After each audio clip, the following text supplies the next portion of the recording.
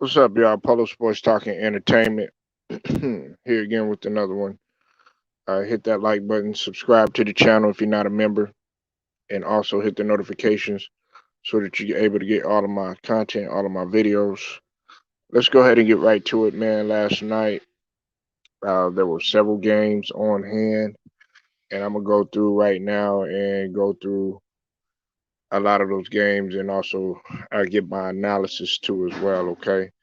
Uh, I'm gonna start doing more of this. I haven't been because I've been so busy with a lot of stuff on my plate or whatnot. But I owe it to y'all. I owe it to my subs. Without y'all, um, you know, this channel wouldn't be carried. So y'all help me carry this channel. Y'all support me and everything. So I owe it to y'all, man. And I gotta be dedicated to y'all too as well.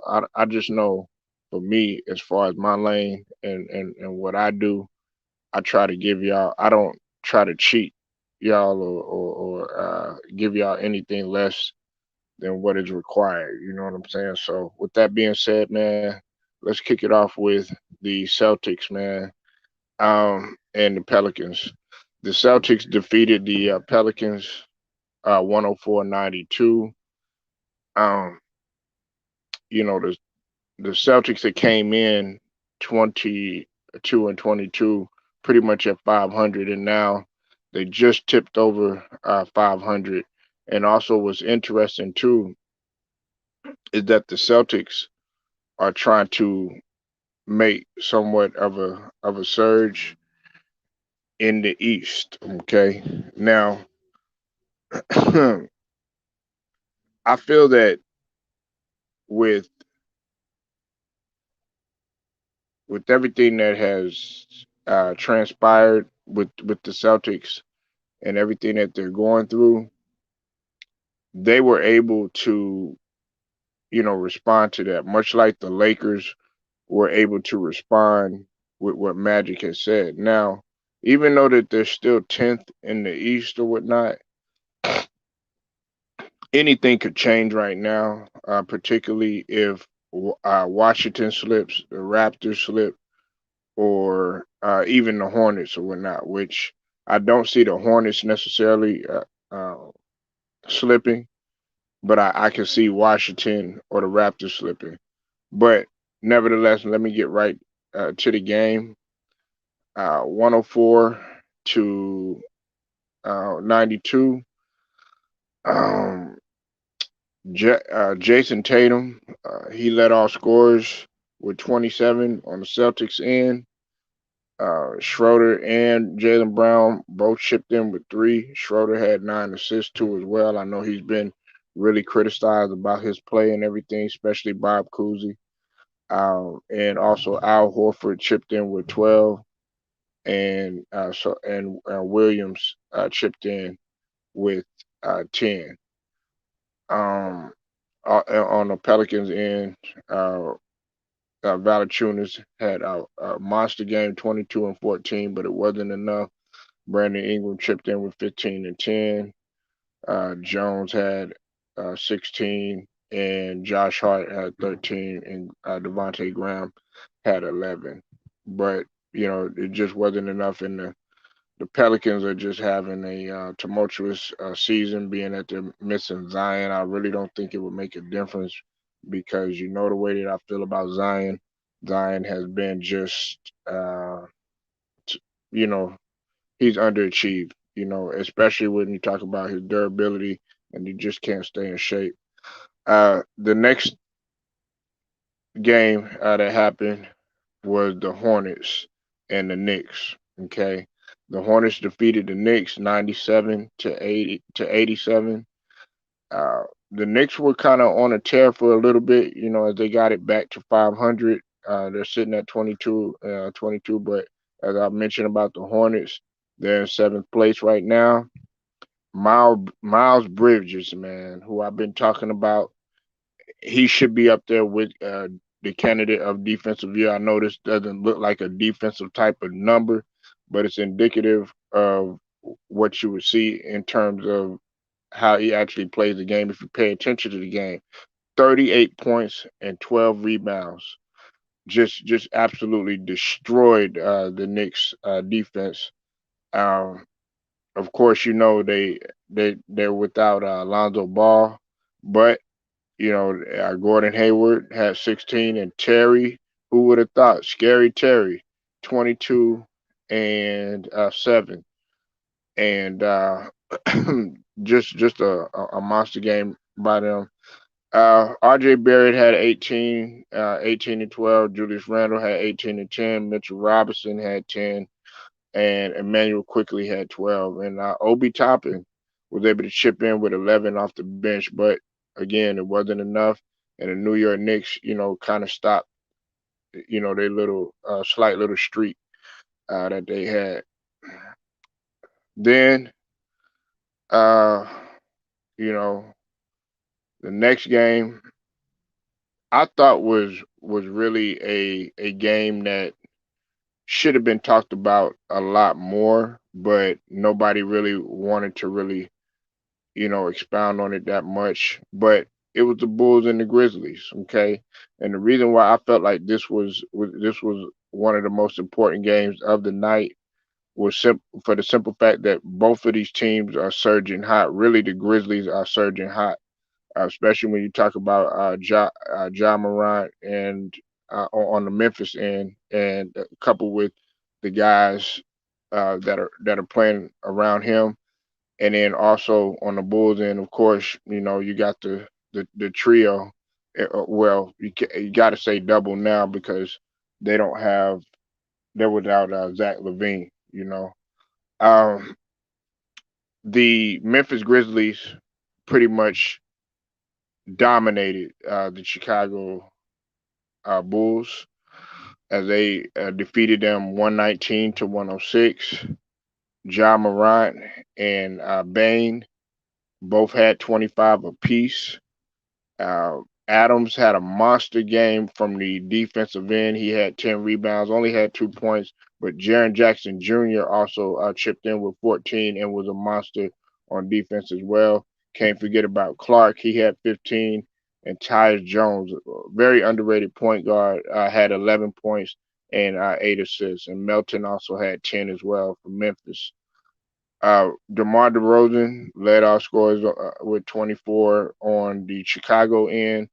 Uh, you also had uh, Dazmu. He chipped in with 15. Uh, White had 16. Kobe White had 16. Hill had 12. And pretty much like these guys that were coming off the bench, like Hill and Thomas and Brown. These guys did what they could, but of course they were shorthanded, and they were also missing Alonzo Ball too as well. I forgot about that too. So pretty much DeMar DeRozan was having to carry the load by himself, which I think is a good test. I think it's a great test to play shorthanded like that because it really shows your versatility as a player and not to be able to rely upon every single body. The next game, man, I hate to report this, man. We got our ass whooped, by Washington. It's a game I really didn't want to talk about that. Bradley Bill just pretty much destroyed us as we tried to come into Washington. Washington pretty much owned us. Um, it was a combination of Bradley Bill and Harrell and also Kyle Kuzma. You know what I'm saying? They pretty much destroyed us as they beat the 76ers. The Wizards beat the 76ers 117 to 98. And that's what I tell you again. And I'm gonna make a separate video about this. Look, you could do all that celebrating off of one game and everything, and then come in the next game and get your ass whooped.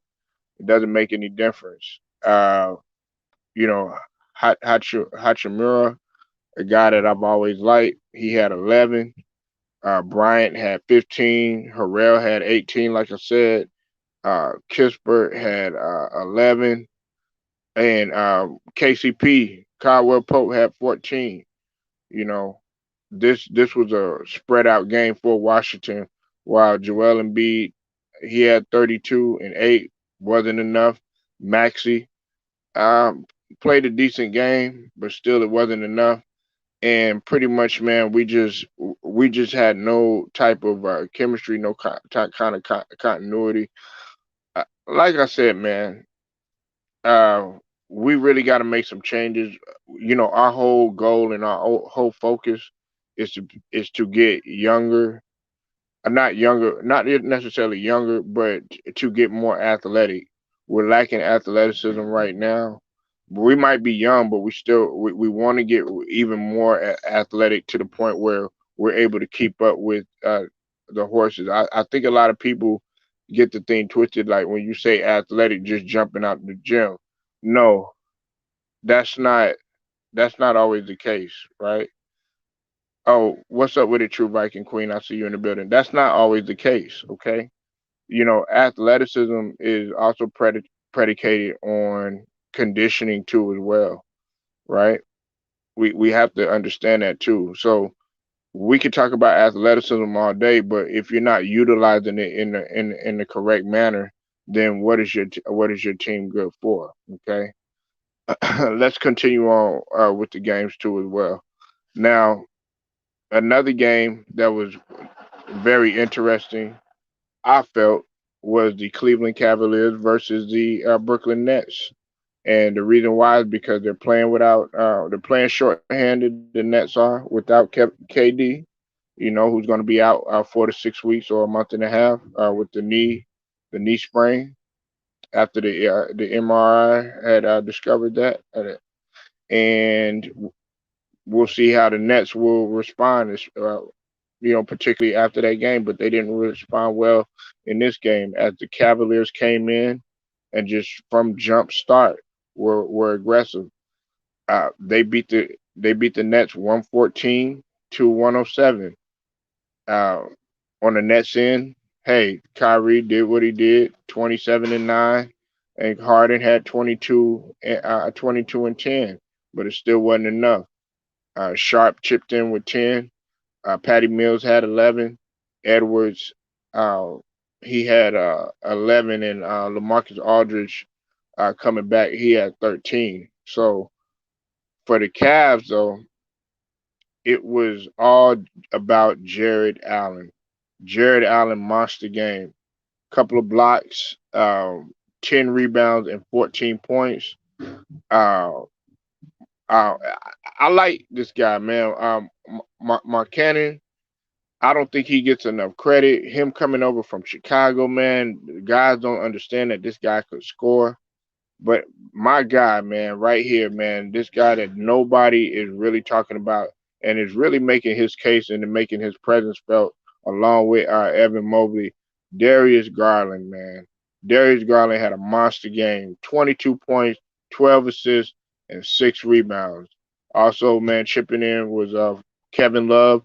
He had 14 as well, and Okoro had 15 as well, and Evan Mobley, chipped in with 12 too as well.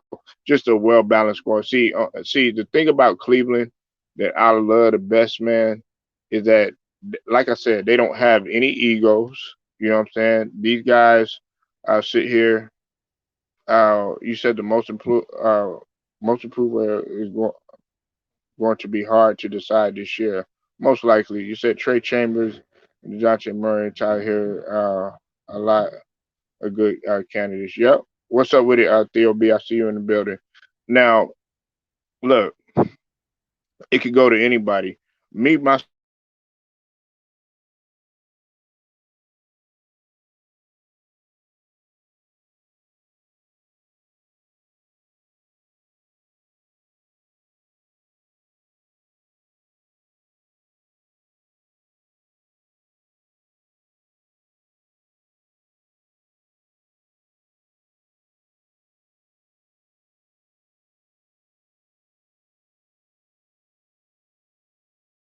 fan.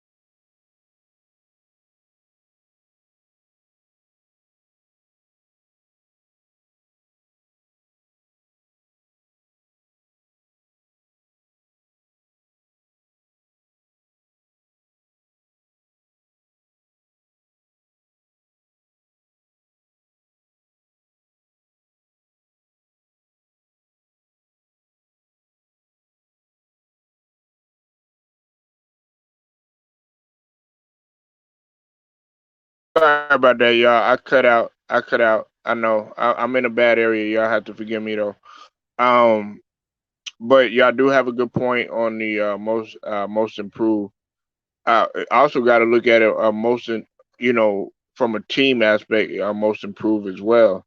And the Cavs are definitely have been resilient, even though that they, you know, when LeBron left them, everybody felt that they were gonna just crumble, but that has not been the case. Okay, the Clippers beat the Pacers 139 to 133. The Bucks ended up losing to the Hawks 121 to 114. The the Blazers, as CJ McCullough has came back, man. Welcome back, CJ McCullough, man. He's you know ever since that collapsed lung and everything, man. He's been resilient, been able to fight. As the Blazers were able to beat the Magic 98 to 88. The Heat continued to just get better each game as they beat the Raptors 104 to 99. And I don't know why anybody's not talking about the I think, in my opinion, the second best team in the league, the Suns, as they beat the Spurs 121 to 107. I know, like my guy Hitman X would say, man, it was easy work for them. The Mavericks, barely beat the Thunder 104 to 102. And I know what everybody wants to wait on and wants to hear about is the Lakers. Okay, let's stop at the Lakers for a minute. We all know what took place with, or what has taken place pretty much the whole entire season as the Lakers have been struggling. They came into this game below 500, uh, and Magic Johnson was very critical, especially after that blowout loss against Denver, in which Denver blew them out 133 to 96. And upon Magic being critical of their efforts, the team responded well as they were able to defeat the Jazz at home 101-95. And this was a true test for the Lakers to see, okay, if we could actually not only score against these guys, but also defend. Boy, did they do it all. Uh, you know, a guy that nobody really talked about. And of course, LeBron James had 25, 7 to 7. Russell Westbrook had 15, 3 and 8, including a monster dunk right over Rudy Gobert to send a statement to let them know, okay, hey, look, okay, it's time to wake up. All right. Horton Tucker had 11, and Malik Monk had 14. But the guy, in my opinion, that was I felt like was the best player by far on the court that nobody's really talking about was Stanley Johnson. Okay, since Stanley Johnson has came in, he has helped the Lakers become a more defensive minded team, to be more aware. And I don't think nobody's really paying attention to that. Yes, Austin Reeves, you know what I'm saying? He always does his thing when he comes in and everything. But Stanley Johnson, man, I feel does not get the credit that he deserves, particularly on the defensive end. Him and Monk have been steadily consistent when you talk about scoring that's needed, and when you talk about defense that's needed too as well. Um, Mitchell only had 13 points. Conley Jr. was the one that had 20 points. Rudy Gobert had 19 and 16. Did what he tried to do on defense, but it did not work.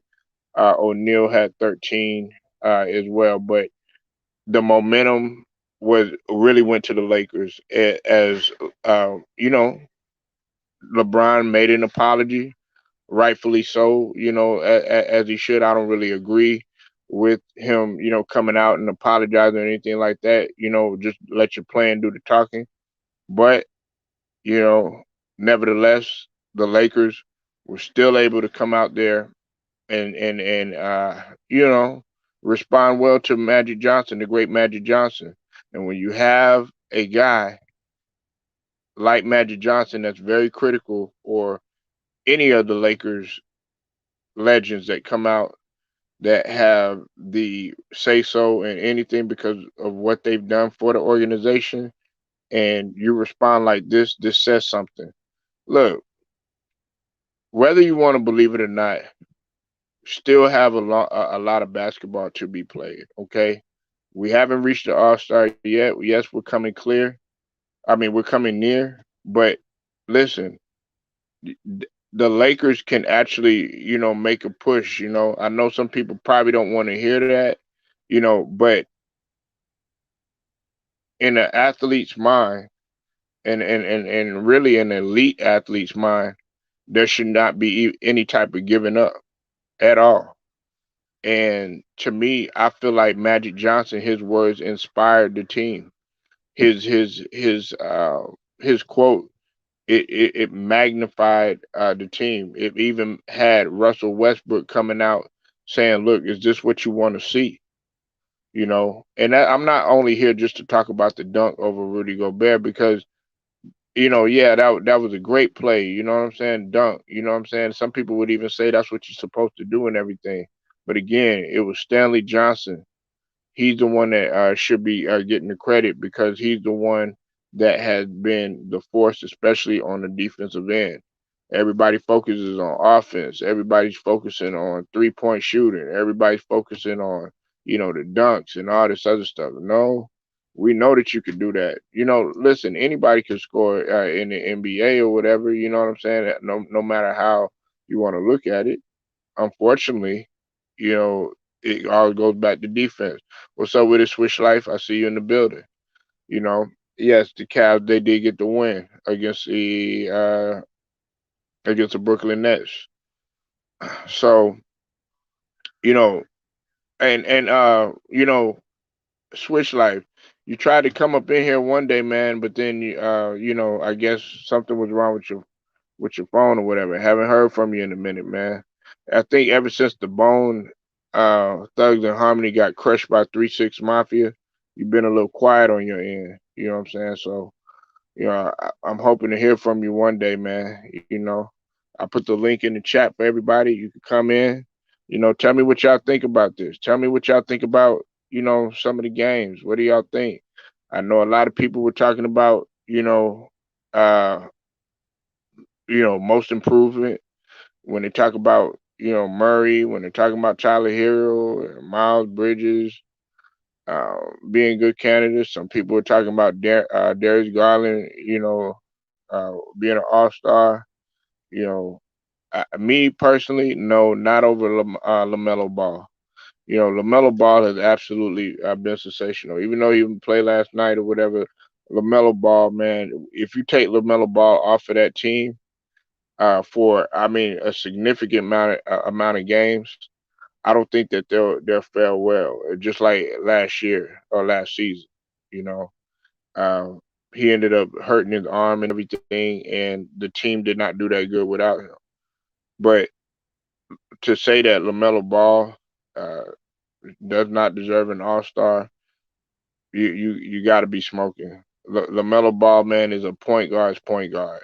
Lamelo Ball, he galvanizes his team. More importantly, his team has fun around him.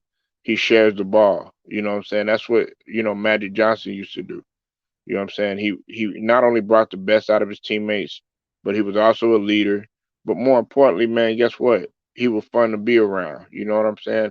I mean, yeah, when you're in practice and when in competition or something like that, not gonna be fun to be around. But in terms of okay, yeah, hey, sometimes you need a guy, hey man, I gotta talk to you, got this going on or something like that. That's what a point guard is supposed to do. Not everybody's gonna be, able to communicate, you know, uh, the same and everything. But see, as a point guard and a genuinely great point guard, you got to be able to communicate with pretty much everybody on your team. That's a part of being a leader. That's a part of being, a coach, a manager. You know what I'm saying? Somebody that's in that leadership position. So you know, y'all let me know what you think, man. Leave your comments. Uh, if nobody wants to come in, like I said, I put the link in the chat. but you know, you don't want to chop it up. Hey, that's all good and gravy, man. I just appreciate y'all pulling up, everybody. Uh, True Viking Queen, Trade Chambers, Switchlight Media, three, Theo 3. Appreciate y'all pulling up, man. Polo Sports Talking Entertainment. Like it, share it, subscribe, hit them notifications. Till then, man, I'll holler at y'all later.